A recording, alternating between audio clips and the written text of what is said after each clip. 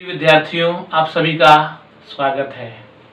आज से हम नया अध्याय शुरू कर रहे हैं, परिमाप और क्षेत्रफल। ये हमारे गणित की जो पाठ्य पुस्तक है उसमें 11वें नंबर पर दिया गया है। परिमाप से जैसा कि आप जानते ही हैं कि किसी भी आकृति के जो चारों तरफ की दूरी होती है उसका अगर हम योग कर दें तो हमें उसका परिमाप ज्ञात हो जाता है। और क्षेत्रफल कोई भी आकृति या वस्तु किसी भी जगह या स्थान जितना घेरती है वो कहलाता है उसका क्षेत्रफल। तो आइए पहले हम ज्ञात करते हैं। देखिए किस तरह से कि आयत का परिमाप और वर्ग का परिमाप और उनका क्षेत्रफल। तो आइए अब हम देखते हैं कुछ आकृतियों के बारे में। तो ये दिखाई दे रहा है आपको, ये आकृति किसकी है? पहचानिए फटाफट जल्दी से। हाँ, बिल्कुल सही पहचाना आप सबने। ये आकृति है आयत की। अब इसे हम आयत क्यों कहते हैं? देखिए, ये है इसकी लंबाई और ये है इसकी चौड़ाई। तो लंबाई और चौड़ाई अलग अलग है और आपको दिख रहा होगा ये क्षैतिज रेखा है और ये है ऊर्ध्वाधर रेखा। अर्थात ये जो कोण बन रहा है, ये जो चारों कोण बन रहे हैं इसके समकोण है। अर्थात वह आकृति जिसकी आमने सामने की भुजाएं बराबर होती हैं और प्रत्येक कोण होता है 90 डिग्री का, वो कहलाती है आयत। तो इस तरह से ये आयताकार आकृतियां बहुत सारी हो सकती हैं। आयताकार मैदान हो सकता है, आयताकार कमरा हो सकता है, दरी पट्टी होती है आयताकार जिसपे आप सब बैठते हैं, और इनका ही हमको परिमाप या क्षेत्रफल ज्ञात करना है इसमें। अब देखिए एक और आकृति आपको दिखेगी अभी। ये देखिए आपको ये आकृति, ये जो आकृति आपको दिख रही है, देखिए इसमें देखिए वही चार भुजाएं, ये लंबाई ये चौड़ाई। तो इसमें आपको दिख रहा है लंबाई और चौड़ाई दोनों बराबर हैं। ऐसी आयत जिसमें लंबाई और चौड़ाई दोनों बराबर होते हैं वो कहलाता है वर्ग। अर्थात चारों भुजाओं की लंबाई इसकी क्या है? बिल्कुल बराबर है। इसलिए हम इसको क्या बोलते हैं? चौकोर भी बोल सकते हैं, अर्थात चारों तरफ से समान। और जब हम वर्ग का करते हैं तो हमको लंबाई चौड़ाई की जगह लिखनी पड़ती है इसमें भुजा। तो इसी तरह से वर्ग के लिए भी हम परिमाप और क्षेत्रफल, अगर हमको वर्ग का परिमाप ज्ञात करना है तो जो इसकी चारों भुजाएं हैं उनकी लंबाई का हम कर देंगे जोड़, तो बन जाएगा ये परिमाप। और ये वर्ग जितना क्षेत्र बैठा है, जमीन पे घेर रहा है या जिस जगह पर घेर रहा है वो कहलाएगा उसका क्षेत्रफल। तो इस तरह से हमने आयत और वर्ग की आकृतियों की पहचान करी है। अब इनके हम क्षेत्रफलों के सूत्र लिखते हैं, आपको उनको याद रखना है।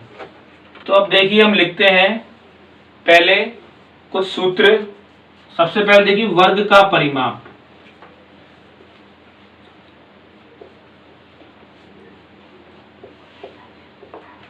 अभी आपको बताया था कि परिमाप का मतलब होता है उस आकृति के चारों ओर की दूरी का योग। अब वर्ग में चार भुजाएं होती हैं और प्रत्येक भुजा की लंबाई समान होती है, इसलिए वर्ग के परिमाप का सूत्र हो जाएगा 4 गुणा भुजा।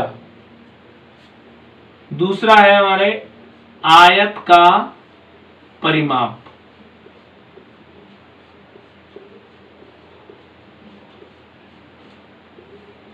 जैसे आपको दिख रहा है कि ये बोर्ड हमारा आयताकार है, तो देखिए लंबाई 2 बार आ रही है, ऐसी चौड़ाई भी 2 बार आ रही है। अर्थात हमको 2 बार लंबाई को और 2 बार चौड़ाई को जोड़ करना पड़ेगा। तो जब आयत का परिमाप का हम सूत्र लिखेंगे तो हम लिखेंगे लंबाई प्लस चौड़ाई, और 2 बार करना है हमको इसका जोड़, इसलिए लंबाई प्लस चौड़ाई को हम कोष्टक में लिखेंगे और इसको गुणा कर देंगे 2 से। तो इस तरह से आयत के परिमाप का सूत्र हो जाएगा 2 गुणा लंबाई प्लस चौड़ाई। वो भी किसमें लिखना है आपको? कोष्टक में। अगर आप बिना कोष्टक के लिख देंगे तो उसका अर्थ ये होगा कि आप केवल लंबाई को गुणा कर रहे हैं 2 से, चौड़ाई को नहीं कर रहे हैं। फिर आता है वर्ग के क्षेत्रफल का सूत्र। क्षेत्रफल अर्थात कोई भी वस्तु या आकृति जितना स्थान घेरती है वो कहलाता है उसका क्षेत्रफल। अब वर्ग है तो वर्ग में भुजा होती है, इसलिए उसका क्षेत्रफल का सूत्र हो जाएगा भुजा की घात 2 या भुजा गुणा भुजा।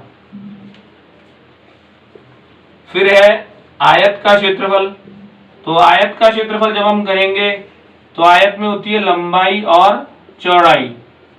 तो जैसे वर्ग का क्षेत्रफल हम लिखते हैं भुजा स्क्वायर, अर्थात भुजा गुणा भुजा। तो आयत में भुजा की जगह होती है लंबाई और चौड़ाई, तो लंबाई गुणा चौड़ाई, ये हो जाएगा आयत के क्षेत्रफल का सूत्र। इसलिए आप इनको समझते हुए अगर सूत्र याद रखेंगे तो आपके सूत्र में कभी भी गलती नहीं होगी।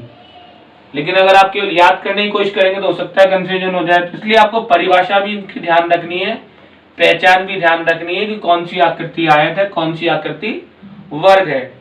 इसी तरह से हमको एक दे दिया समबाहुभुज। समबाहुभुज मतलब जिसमें भुजाओं की माप समान होती है वो कहलाता है समबाहुभुज। तो एक समबाहुभुज का परिमाप का सूत्र और आप लिख सकते हैं, समबाहुभुज का परिमाप। केवल यहां पर समबाहुभुज के परिमाप का ही सूत्र हम काम में लेंगे। जो समबाहुभुज की सारी भुजाएं समान लंबाई की होती है, उसमें क्या होता है, एक भुजा की जो भी लंबाई होगी उसको हम भुजाओं की संख्या से गुणा कर देंगे। तो भुजाओं की संख्या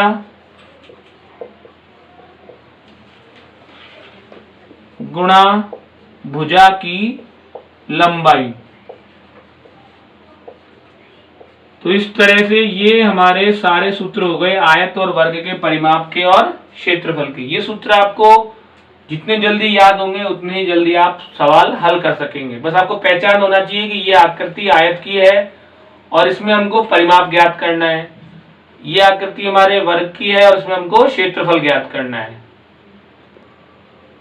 उदाहरण नंबर 1 में हमको एक दीवार दी गई है जिसकी माप है 10 मीटर, चौड़ाई भी है 10 मीटर। उस दीवार में एक दरवाजा लगा हुआ है 2 मीटर और 3 मीटर माप का।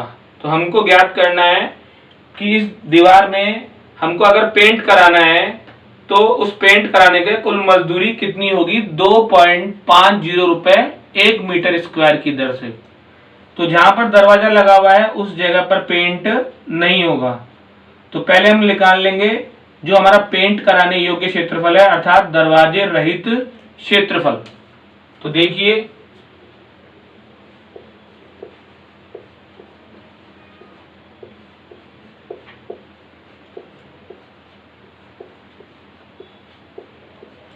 तो दरवाजे रहित क्षेत्रफल बराबर हो जाएगा जो पूरी दीवार है उसका क्षेत्रफल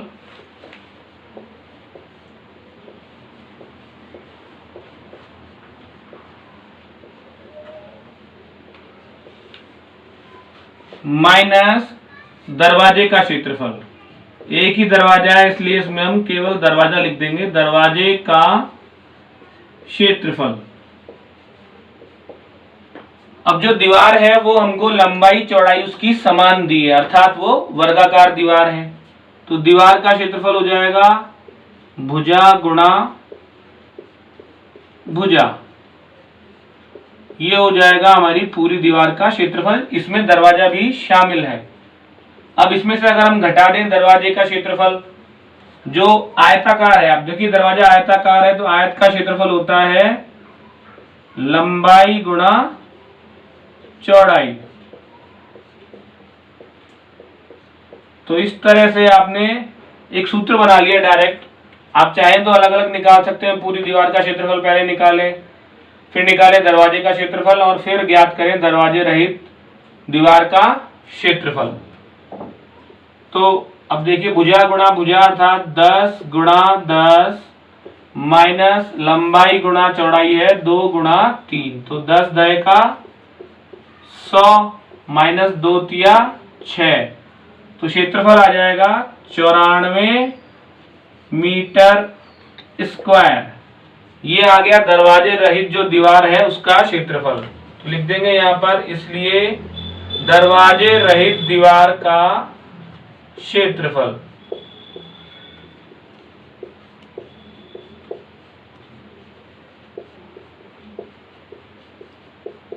तो ये दरवाजे रहित दीवार का क्षेत्रफल निकालने के बाद में अब हमको ज्ञात करना है कि इस दीवार पर अगर पेंट कराया जा रहा है तो उसकी लागत कितनी होगी, उस पर कुल मजदूरी खर्च कितना होगा।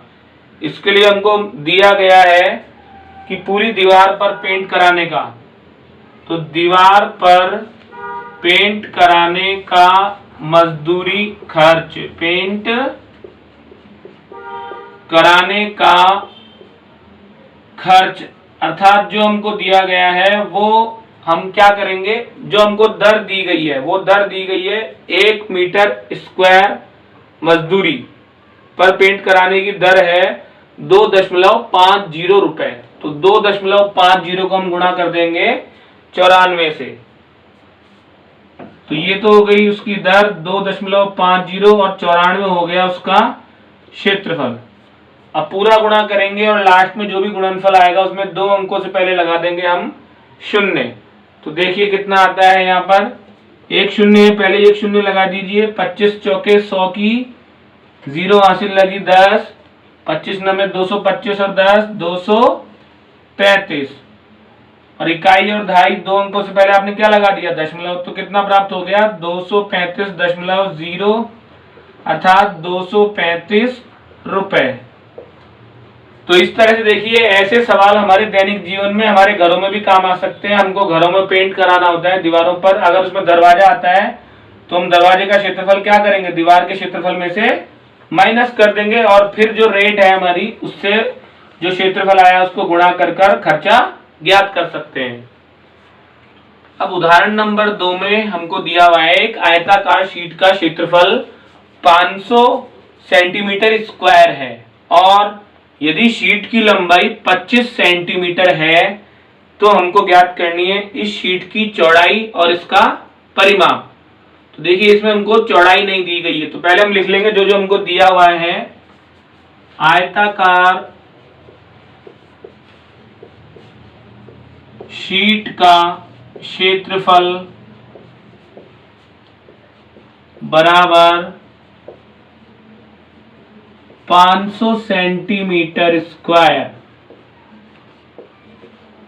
और लंबाई भी हमको दी गई है इसमें 25 सेंटीमीटर।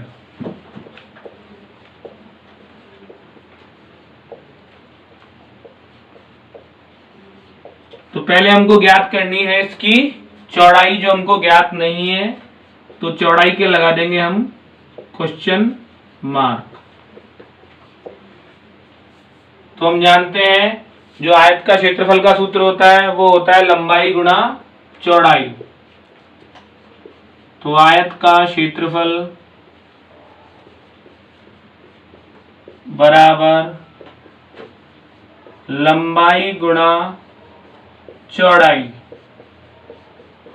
अब हमको ज्ञात करनी है इसमें चौड़ाई, तो आपको ध्यान होगा समीकरण वाली प्रश्नावली में जो हमको ज्ञात करना होता है उसके साथ जो संख्या गुणा में होती है वो दूसरे पक्ष में कहा जाती है भाग में। तो चौड़ाई बराबर हो जाएगा, इसलिए चौड़ाई बराबर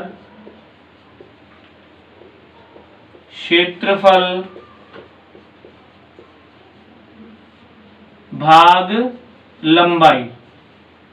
तो इस तरह से जब हम क्षेत्रफल में लंबाई का भाग दे देंगे, ध्यान कीजिए क्षेत्रफल 500 सेंटीमीटर स्क्वायर दिया हुआ है, इसमें जब हम लंबाई का भाग दे देंगे अर्थात 25 का भाग दे देंगे तो 25 दूनी 50 और 0 ऐसे के ऐसे, तो प्राप्त हो गई हमें लंबाई की साथ चौड़ाई कितनी हो गई 20 सेंटीमीटर।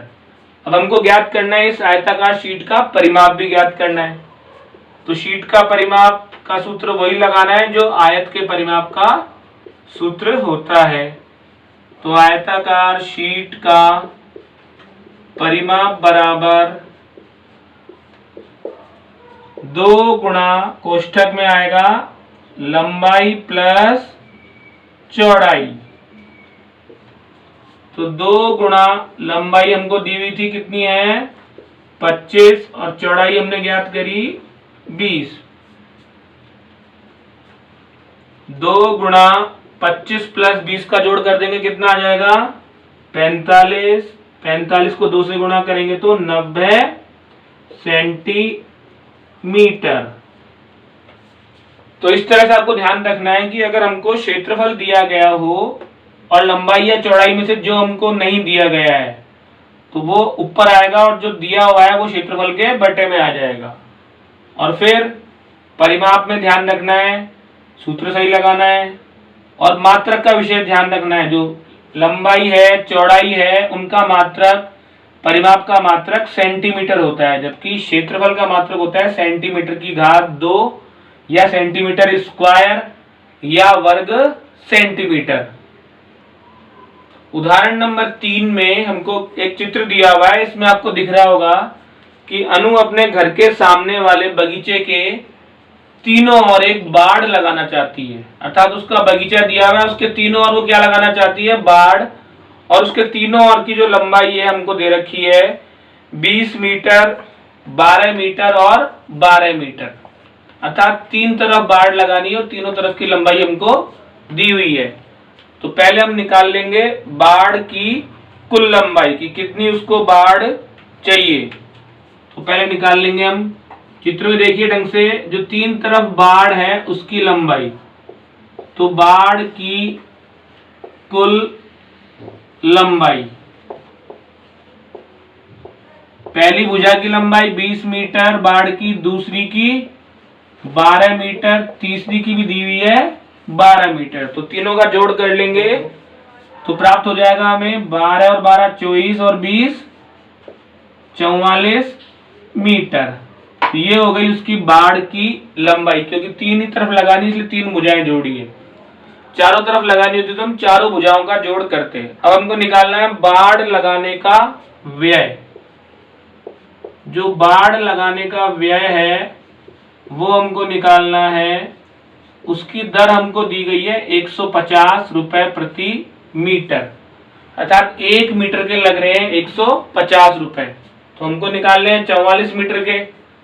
तो इसका सूत्र भी लिख सकते हैं कि बाड़ की कुल लंबाई बराबर जो अपना है बाड़ लगाने का व्यय। तो जो बाड़ की कुल लंबाई है वो 44 गुणा जो हमको उसकी दर दी गई है बाड़ लगाने की 150 मीटर, उससे उसको क्या कर देंगे? गुणा कर देंगे। तो 44 गुणा 150 रुपये। अब गुणा में आपको बताया हुआ, अगर संख्याओं में कोई शून्य आता है पहले तो शून्य को लगा दीजिए जितने शून्य हैं, फिर बचे हुए संख्याओं को गुणा कर दीजिए। तो 15 को गुणा करेंगे 4 से, 15 चौके 60 की 0 हासिल लगी 6, 15 चौके 60 और 6 66। तो इस तरह से उसको पूरे बगीचे में बाड़ लगाने का व्यय कितना आ गया? 6600 रुपए। उदाहरण नंबर 4 में हमको एक तार दिया हुआ है जिसकी भुजा दे रखी है 10 सेंटीमीटर और इसको हमने वर्गाकार है, इसने बोला है कि 10 सेमी भुजा वाले वर्ग के आकार का है एक तार। और इस तार को, पूरे तार को मोड़कर हम क्या बना रहे हैं? एक आयत बना रहे हैं, जिस आयत की लंबाई दी हुई है हमको 12 सेंटीमीटर। तो इसकी हमको क्या ज्ञात करनी है? पहले चौड़ाई ज्ञात करनी है। और फिर बोल रहा है कि चौड़ाई ज्ञात करने के बाद आप दोनों के क्षेत्रफल भी ज्ञात कीजिए और बताइए कि किसका क्षेत्रफल अधिक है। तो पहले तो देखिए वर्ग की भुजा हमको दी गई है 10 सेंटीमीटर,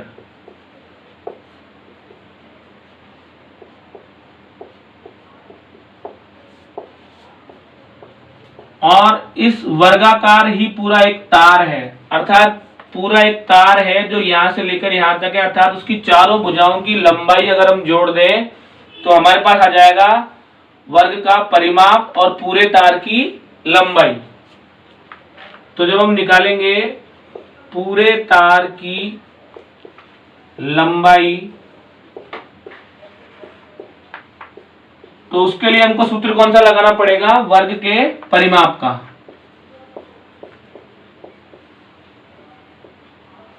और जो वर्ग के परिमाप का सूत्र होता है वो होता है 4 गुणा भुजा।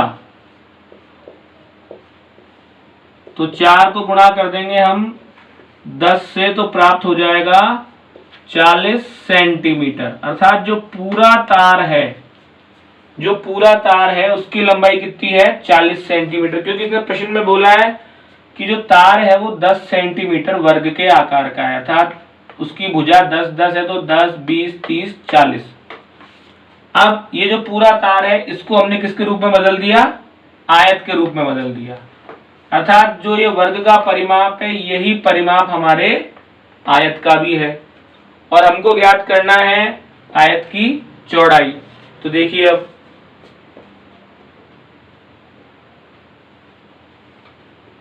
आयत का परिमाप बराबर जो है वो है हमारे पूरे तार की लंबाई, क्योंकि इसी तार को हमने मोड़कर आयत बनाई है। और जो हमको दी गई है कितनी, हमने ज्ञात कर दी कितने सेंटीमीटर पूरे तार की लंबाई, 40 सेंटीमीटर। और आयत के परिमाप का सूत्र हमको ध्यान है 2 गुणा लंबाई प्लस चौड़ाई। तो लंबाई की जगह हम रख देंगे 12 सेंटीमीटर, और चौड़ाई हमको ज्ञात नहीं है अभी, तो चौड़ाई की जगह आप चौड़ाई भी रख सकते हो या कोई चर राशि भी मान सकते हो। तो 12 प्लस चौड़ाई बराबर, अब आपको ध्यान है जो संख्या एक पक्ष में गुणा में होती है वो दूसरे पक्ष में कहाँ आती है, भाग में। तो ये देखिए 2 यहाँ पर गुणा में है, तो ये आ जाएगा दूसरे पक्ष में भाग में। तो 40 में हम बटे में कर देंगे 2, तो 40 से कट जाएगा 2, तो हमें प्राप्त हो जाएगा कितना, 2 दूनी 4, 20 प्राप्त हो जाएगा। अब ज्ञात करनी है हमको चौड़ाई, तो कर देंगे पक्षांतरण। इसलिए चौड़ाई बराबर हो जाएगा 20, तो यहाँ पहले से ही है, 12 अचर राशि, इसका करेंगे पक्षांतरण, तो इधर आके हो जाएगा ये माइनस का, तो हो जाएगा 20 माइनस 12, 20 माइनस 12 बराबर हो जाएगा 8 सेंटीमीटर। तो इस तरह से अब हमको ज्ञात हो गई आयत की चौड़ाई। वर्ग की भुजा हमको पहले ही ज्ञात थी, अब आयत की चौड़ाई भी ज्ञात हो गई, तो वर्ग की भुजा से हम वर्ग का क्षेत्रफल निकाल लेंगे। तो देखिए वर्ग का क्षेत्रफल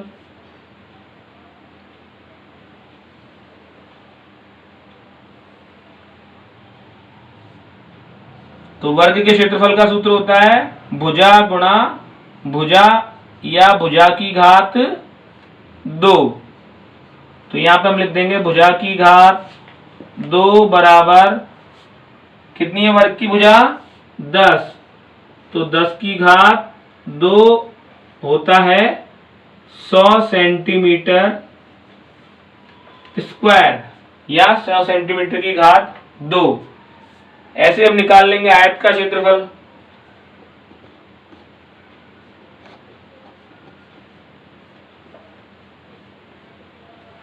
आयत के क्षेत्रफल का सूत्र होगा लंबाई गुणा चौड़ाई। लंबाई हमको पहले से ही दी हुई थी और चौड़ाई हमने ज्ञात कर ली,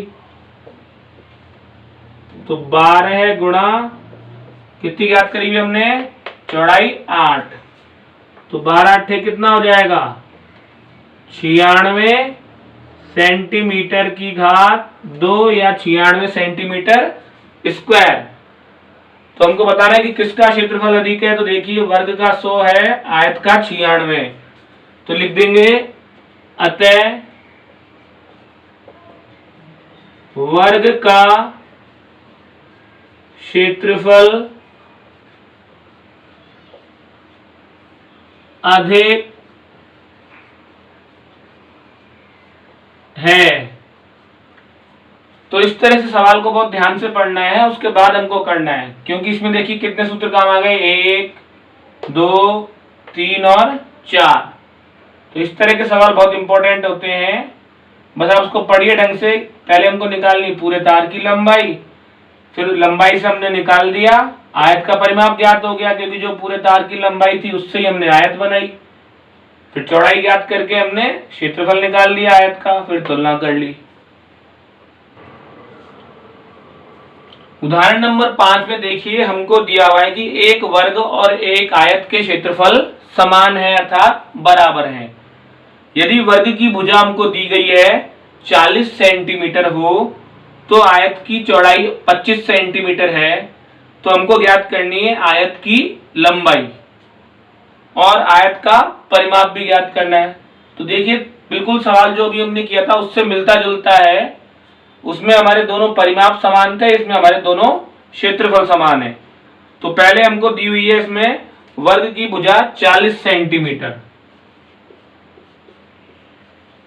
तो वर्ग की भुजा बराबर 40 सेंटीमीटर।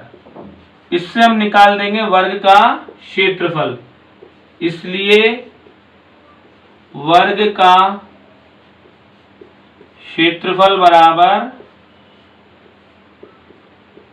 भुजा स्क्वायर होता है। तो भुजा मतलब 40 का स्क्वायर। तो 0 का स्क्वायर तो डबल 0 हो जाएगा और 4 का स्क्वायर करेंगे तो कितना हो जाएगा 1600।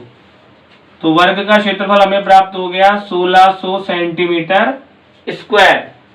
अब हमको यहाँ पर दी हुई है कि आयत का जो क्षेत्रफल है वो वर्ग के क्षेत्रफल के क्या है बराबर। दिया है आयत का क्षेत्रफल बराबर है वर्ग के क्षेत्रफल के। तो क्या करना है हमको, दोनों को बराबर में लिख देना है और जिसका मान मालूम है उसका मान लिख देंगे और जिसका मान मालूम नहीं है उसका सूत्र लिख देंगे। तो क्षेत्रफल का मान ध्यान है हमको 1600 और आयत के क्षेत्रफल का सूत्र याद है लंबाई गुणा चौड़ाई। अब लंबाई और चौड़ाई में से देखिए हमको क्या दिया हुआ है सवाल में, पढ़िए जल्दी से। सवाल में हमको दिया हुआ है आयत की चौड़ाई बराबर 25 सेंटीमीटर, लंबाई नहीं दी हुई है, चौड़ाई दी हुई है 25 सेंटीमीटर बराबर में 1600। तो लंबाई ज्ञात करना है तो साथ में गुणा में कौन है 25, ये आ जाएगा अगले स्टेप में भाग में। इसलिए लंबाई बराबर 1600 भाग 25। 1600 में 25 का भाग दे देंगे, देखिए कितनी बार जाएगा 25 का पहाड़ा सबको याद हो जाना चाहिए अब तक। तो 25 छिक्के 150, 10 बच गए, 10 के आगे उतारा 0, 100 हो गए, 25 चौके 100। तो इसलिए हमको आयत की लंबाई कितनी प्राप्त हो गई 64 सेंटीमीटर। आधा सवाल हो गया, हमसे उसने लंबाई पूछी थी आयत की, वो हमने ज्ञात कर ली है। अब हमको ज्ञात करना है आयत का परिमाप। तो देखिए आयत का परिमाप ज्ञात करेंगे। आयत का परिमाप बराबर सूत्र लिख देंगे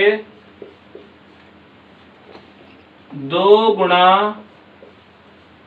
लंबाई प्लस चौड़ाई।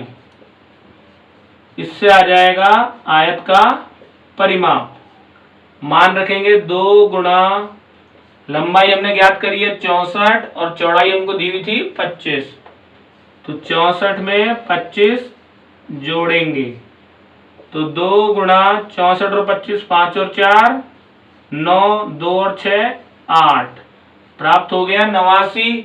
89 को अब गुणा करना है 2 से, जिससे हमें क्या ज्ञात हो जाएगा परिमाप।